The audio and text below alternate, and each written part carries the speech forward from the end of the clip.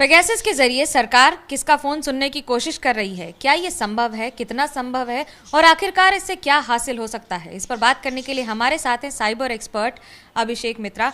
अभिषेक, किस तरह से ये संभावनाएं हैं और ये संभव है कि एक गैजेट के जरिए, एक पेगासस के जरिए किसी का भी फोन और उसमें सब चीजें हासिल कर दी जा सकती हैं, उसके बारे में जानकारी तफसील से बताएं।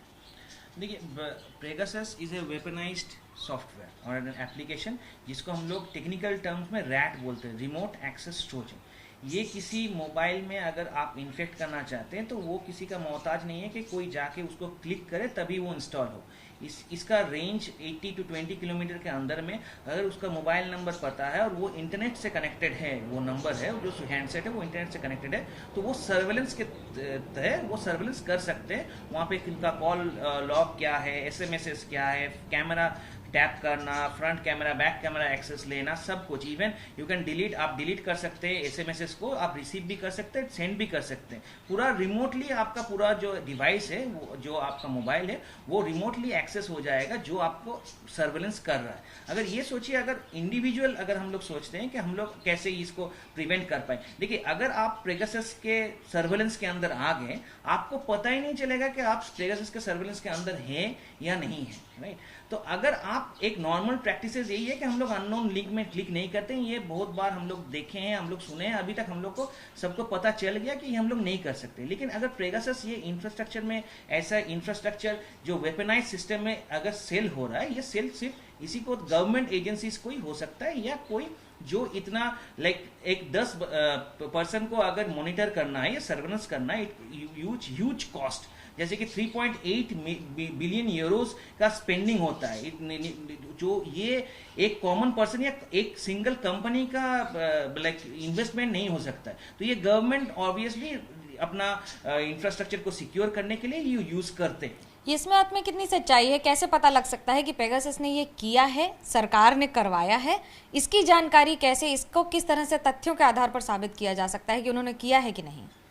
देखिए, अगर हम लोग ये पेगासस को एज ए वेपन मानते हैं, या वेपन है ही है, तो ये वेपन एक एनएसओ ने डिप्लॉय किया है, या एनएसओ ने इसको सेल किया है टू द गवर्नमेंट। जब भी कोई एनएसओ किसी के साथ सेल करता है, they sign an NDA, non disclosure agreement, जिसमें ये लिखा हुआ रहता है कि ये क्लाइंट का डिटेल्स ये किसी को मीडिया में नहीं बोलेंगे।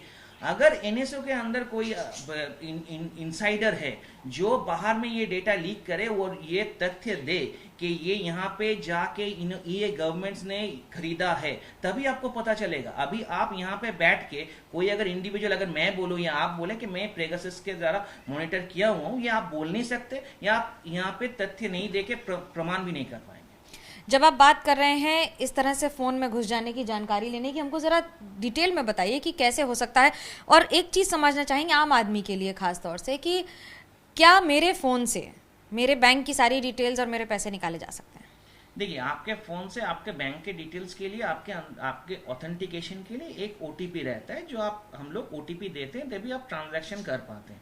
अगर आप कोई भी भीम यूपीआई से ट्रांजैक्शन कर रहे हो, यूपीआई थ्रू से, तो आपका वहां पे आपको 4 डिजिट्स आप कोड देते हैं, पिन देते हैं, या ट्रांजैक्शन होता है। तो समझ लीजिए, आप ओटीपी जो आपको पास रिसीव होता है आपके पास, तो वो आपके मोबाइल में रिसीव होता है। अगर पेगासस हो गया या कोई भी सॉफ्टवेयर, पहले जो था 2016 के समय बहुत सारे सॉफ्टवेयर थे जो hackers ethical hackers we are, हम लोग के जैसे, या ब्लैक हैट हैकर्स मार्केट में खरीद सकते थे। जैसे डार्क वेब में खरीदा जा सकता है, या गिटहब में बहुत सारे है जो आप खरीदना नहीं, वहां पे ओपन सोर्स है, वो आप डाउनलोड कर सकते हैं, जैसे कि लेमन है, L3M1 और बहुत सारे हैं।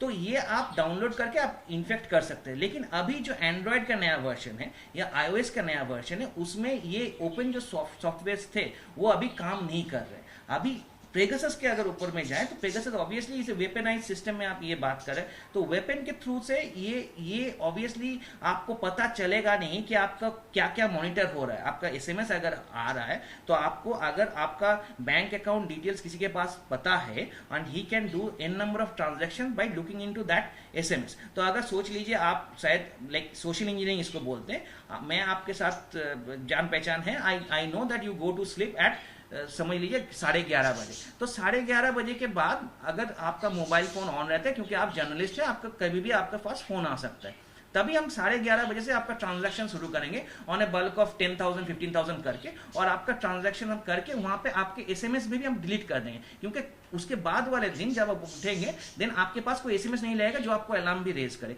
नेक्स्ट डे आप जब बैंक में चेक करेंगे तब आपका ऑलरेडी ट्रांजैक्शन हो चुका है। इसमें आम आदमी को समझाने के लिए बताइए कि वो क्या कर सकते हैं कि कम से कम अपने पैसे सुरक्षित रखें। देखिए, आम आदमी के लिए एक बेस्ट उपाय है, देखिए हैकिंग तभी हो सकता है जब आपका फोन आपको इंटरनेट के साथ कनेक्टेड है। ओटीपी के लिए आपको इंटरनेट का जरूरत नहीं रहता है। तो अगर आप एक सिंपल सा फोन जो सीडीएमए फोन रहता है या अगले जमाने का नॉन इंटरनेट फोन है, वो फोन अगर आप यूज करते हैं, उसमें अगर सिम रखते हैं जहां पे आप ओटीपी आते हैं फॉर बैंकिंग ट्रांजैक्शंस, वो अगर वहां पे रखते हैं तो ये आप 80 to 90% you are safe, provided that आप अगर कहाँ पे मोबाइल में क्या बात कर रहे हैं, क्या है, ये पेगासस आपको सुन रहा है कि नहीं हो रहा है, ये नॉर्मली आप इसको कंट्रोल नहीं कर पाएंगे क्योंकि ये सर्वेलेंस के थ्रू से होता है। इंटरनेट कनेक्शन आपके फोन में रहेगा।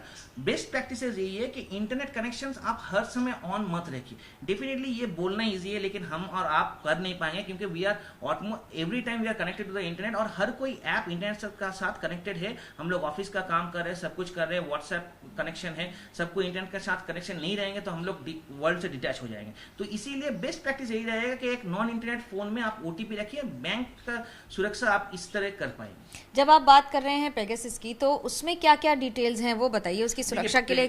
पेगासस जो है, पेगासस मेनली जो इतना खतरनाक या इतना वेल प्लान्ड वेपनाइज सिस्टम क्यों है, क्योंकि ये देखिए यहाँ पे आप अगर स्क्रीन में फोकस कीजिएगा तो देखिए व्हाट्सएप हम लोग क्या जानते हैं कि एंड टू एंड एन्क्रिप्शन रहता है, लेकिन अगर पेगासस आपके मोबाइल में सर्वेलेंस कर रहा है तो आपका कर्नल में जाके वो घुस जा रहा है। कर्नल में जाने से क्या होता है, WhatsApp details, sky, Facebook, weber, Twitter, Gmail, everything, Android native browsing, Chrome, सब कुछ वो देख पाएगा, यूज कर पाएगा। इवन आप ये पॉइंट जो है की होगा, that is very much important. आप क्या क्या टाइप कर रहे हैं अपने मोबाइल में, ये पूरा डिटेल्स वहां पे जा रहा है। और ये जो पेगासस है, ये आपको लाइक ये सेटअप करने में there is infrastructure that is required. ये आप, मैं, कॉमन पर्सन है या बेसिक एक एथिकल हैकर या जिसके पास फंडिंग भी है वो कर नहीं पाएगा। It requires a huge amount of investment and also an infrastructure जहां पे जाके ये सर्वर में पूरा लोड होता है। ये रियल टाइम में आपको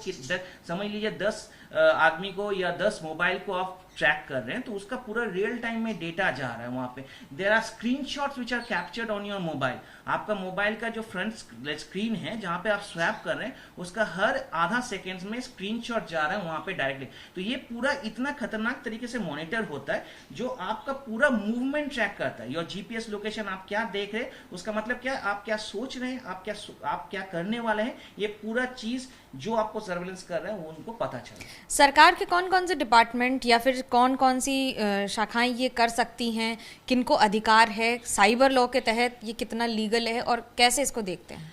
देखिए, लॉ प्रोस्पेक्ट में lawful interception is a term. Lawful interception का मतलब, मैं अगर आपको संदेह कर रहा हूं कि you can be a terrorist, आप टेररिस्ट हो सकते हैं, इसके चलते मुझे कोर्ट में जाके परमिशन लेना पड़ेगा कि मैं इनको ये आधार से like I am doubting her and that's why ये आप टेररिस्ट हो सकते हैं, इसके लिए मैं ये टूल आपके ऊपर यूज करूंगा। ये नॉर्मल प्रोसीजर्स में होता है।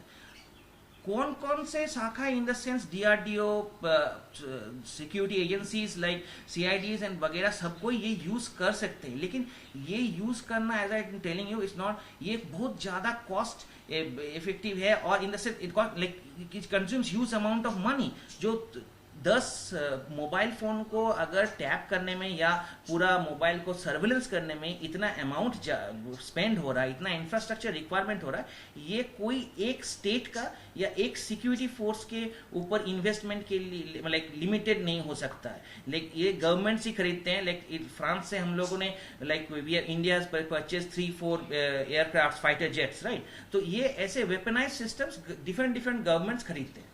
जब एनएसओ की बात कर रहे हैं, टेक्नोलॉजी की बात कर रहे हैं, कैसे ये टेक्नोलॉजी समय से आगे है और किस तरह से इसका इस्तेमाल सरकार अपने फायदे के लिए कर सकती है? देखिए, ये डिपेंड कर, टेक्नोलॉजी समय से आगे ये नहीं है, क्योंकि अगर सोचिए हम और आपके पास अगर ये इन्वेस्टमेंट इतना रहता है, we can see that Israel is far ahead in the technological ground. Why? Because they are getting investment. ये investment उनको मिल रहा है. अगर इंडियन गवर्नमेंट इंडियन जो कंपनीज है उनमें आईटी इंफ्रास्ट्रक्चर बिल्डअप के लिए या वेपनाइज सिस्टम बिल्डअप करने के लिए ऑन साइबर वॉरफेयर अगर करते हैं तो हम लोग भी कर सकते हैं. It's not about going ahead of time. Obviously it is in time, but the point is यहाँ पे देखिए हम लोग के पास क्या क्या जानकारी है ऑन द कॉमन ग्राउंड और उनके पास क्या क्या जानकारी है जो इन्फिल्ट्रेट कर पा रहे हैं. उनका रिसर्च एंड डेवलपमेंट बहुत ज्यादा स्ट्रांग है, उन लोग उसमें टाइम स्पेंड कर रहे हैं. हम लोग ये नहीं कर पा रहे हैं. अगर हम लोग ये करते हैं तो अपना भी प्रिवेंशन होगा और अपने आप हम लोग के यहाँ पे भी we can develop many tools. Next जो क्वेश्चन है आपका कि how much it is legal to use it.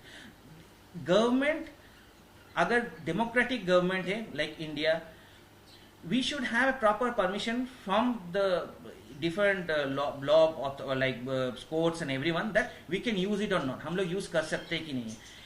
Everyone has a privacy. आपके प्राइवेसी के ऊपर मेरा कोई अधिकार नहीं है आपको ब्रीच कर दे. आप क्या करने वाले हैं ये मेरा कोई अधिकार नहीं है. आपके क्या करने वाले हैं ये मैं जान लेना. लेकिन हाँ, अगर you are acting against the state, against the country, अगर आप टेररिस्ट हैं तो यस मेरा अधिकार है आपको प्रिवेंट करना, आपको स्टॉप करना. ये थिन लाइन ऑफ डिफरेंस रहता है ब्रीचिंग इनटू ए प्राइवेसी और preventing your country from being like attacked by terrorists और एनी unknown forces. तो ये डिसाइड करना, it's not about common people like me and you. It should be decided on an open forum with all the interventions of understanding क्या क्या रहना है, क्या क्या कितना टेररिस्ट इन्फ्लुएंस है, कितना टेररिस्ट को हम लोग चाहते हैं, how lawful interceptions can be done through the court. ये बड़ी दिलचस्प बात होती है और जैसा कि थिन लाइन कहते हैं, यानी कि एक ऐसी लकीर है जिसे पार करना लक्ष्मण रेखा पार करना होगा. लेकिन इस रेखा को कौन बनाएगा और इसे कौन परिसीमन के तहत यानी कि सीमा के तहत रखेगा, यही सबसे बड़ी चुनौती होती है. कैमरा पर्सन सूरज पांडे के साथ मनोज्ञा लोईवाल, कोलकाता, एबीपी न्यूज.